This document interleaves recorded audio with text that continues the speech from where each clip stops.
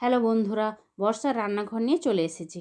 আজকে আমি এমন একটা রেসিপি তোমাদের সঙ্গে শেয়ার করব, যেটা একবার রান্না করে খেলে বারবার রান্না করে খেতে ইচ্ছে করবে। আমার আজকের রেসিপি হচ্ছে পনির মশলা। রুটি বা লুচির সঙ্গে খাওয়ার জন্য দারুণ রেসিপি।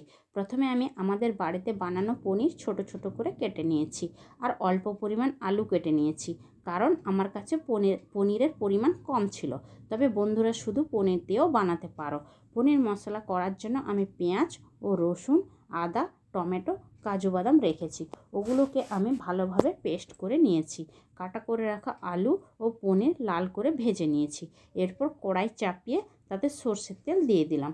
তারপর পেঁয়াজ বাটা, রসুন বাটা ও আদা দিয়ে একটু সময় নাড়াচাড়া করে তাতে হলুদ গুঁড়ো আর অল্প পরিমাণ লঙ্কা গুঁড়ো দিয়ে তাতে অল্প জল দিয়ে ভালোভাবে নাড়াচাড়া করতে থাকলাম, যাতে গ্রেভিটা না পুড়ে যায়।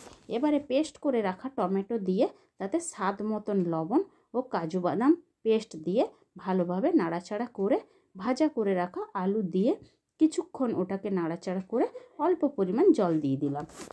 বেশি জল দেব না, না হলে গ্রেভিটা পাতলা হলে রুটি বা লুচির সঙ্গে খেতে ভালো লাগবে না।